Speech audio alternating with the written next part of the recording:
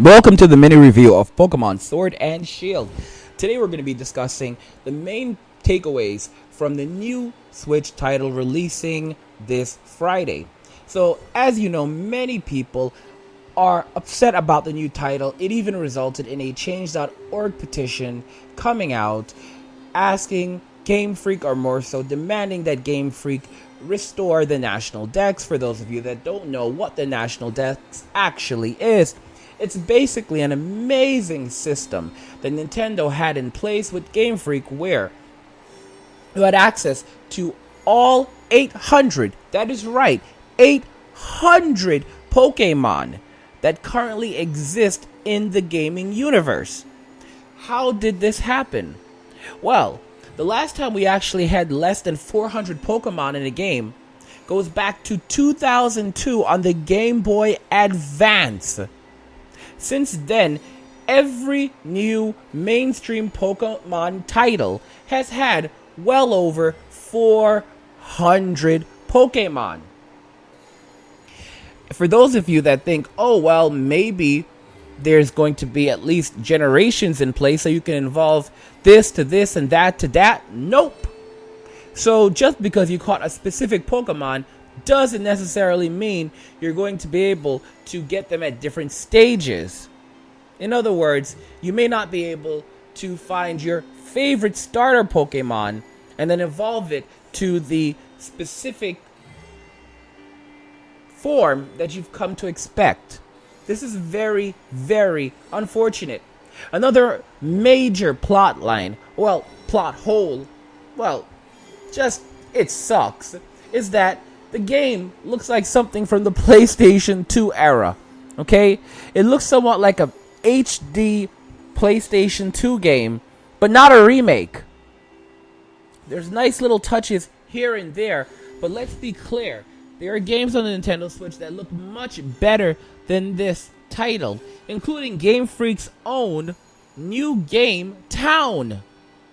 Alright? This is pretty upsetting, to the point where it is pretty easy to say even THANOS is more merciful than Game Freak. Because while THANOS only wiped out half of the populations within the universe, Game Freak decided to do even more than that. That's right. So there's roughly about 853 Pokemon to be exact in the universe at this moment, and we have just about 400. 400. And you don't even get access to your favorite Pokemon. So if you are longtime fans of the series, this game is not for you. IGN has given the game a 9.3, but hasn't said anything specific about why you should actually buy this game. There's no great points about the amazing new features in this game. Actually, many fan favorite features have been taken out. There's no memorable soundtrack to say, wow, this really is incredible. The way you felt like when you were playing Breath of the Wild. And for those of you hoping for Breath of the Wild visuals, oh no, think again. Because this game does not even hold a candle to a 3-year-old game that, by the way, was originally designed for the Nintendo Wii U. You heard me right. Breath of the Wild was originally designed for the Wii U. It was then, later on, ported over to the Nintendo Switch. And then after it was ported over to the Nintendo Switch, it was then released on both consoles. So on both on the Wii U and the Nintendo Switch. But I want to also let you know that there are some areas on the Wii U that actually run Breath of the Wild better than on the Nintendo Switch. You're going to say, wait, why is that? How is that even possible?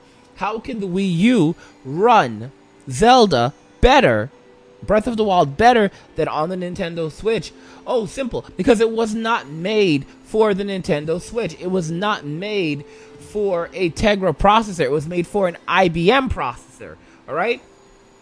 This is literally a huge insult to gamers. And don't forget that previous Pokemon games cost roughly $39.99 and they were on the 3DS. While the 3DS versions were basically pushing the limits of the hardware. The Nintendo Switch version makes the hardware look like something only capable of like mid PlayStation, something between PlayStation 2 and PlayStation 3. This is not a PlayStation 3 level title. I want you guys to understand that and understand that clearly. This is not a PlayStation 3 level title, okay? It doesn't make it to that tier. This is a PlayStation 2 HD title. PlayStation 2 HD at best title. It is a sad, very, very sad situation that we've gotten into. Fans who've been waiting for years probably are better off picking up OK Pikachu, Let's Go Pikachu, and Let's Go Eevee, because this game isn't this isn't it, man. This game is not for you. This game is not for you. For longtime fans, for maybe fans in general, this game is just not for you. If I want to go deeper into just how poor the visuals absolutely are on this title, we can even take a step further and talk about the way that the game is actually structured.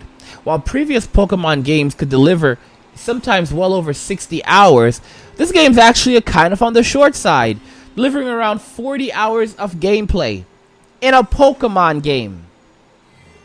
A Pokemon game. The reason why I'm saying that it's probably best to pick up Let's Go Pikachu and Let's Go Eevee is because of consistency.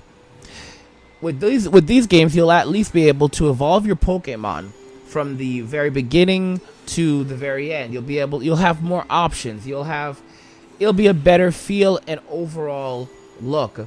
Unlike this just sad, very, very sad attempt at attempting to milk money from the fans. This is not the game that you've been dreaming of. This is not the game that we've wanted for so many years. This is not Pokemon meets Breath of the Wild. I want you to understand that very, very carefully. Are there nice things about this game? Is it a playable game? Sure. Is it the game that you want? No. Is it a very broken game? Yes. It is an extremely broken and fragmented game. In fact, the terrain in the game itself is quite miserable.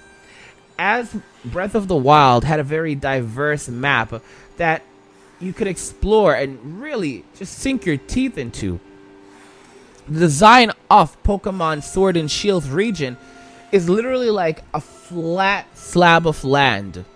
Yeah, no, I'm so serious. It's like one flat slab of land from point A to point B. This is the beginning. This is the end.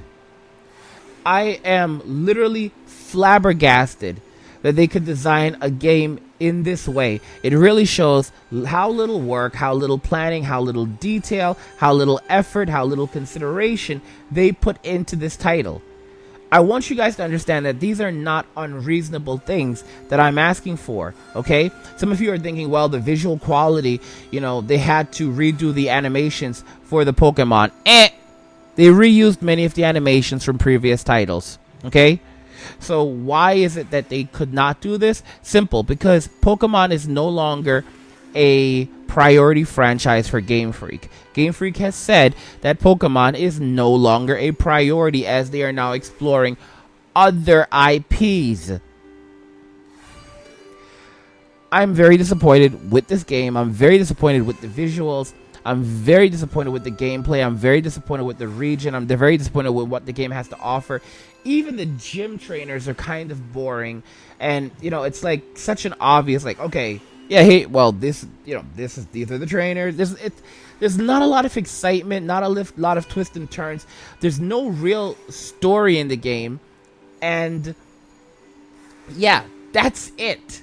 Okay? So you can go ahead and hand over $59 for this, or I recommend picking up Luigi's Mansion 3, which is like the sleeper hit of 2019, because like I said, Chief, this ain't it. This ain't it. If you are still determined to pick up this game, I recommend that you wait until a Black Friday sale and try to get it cheap.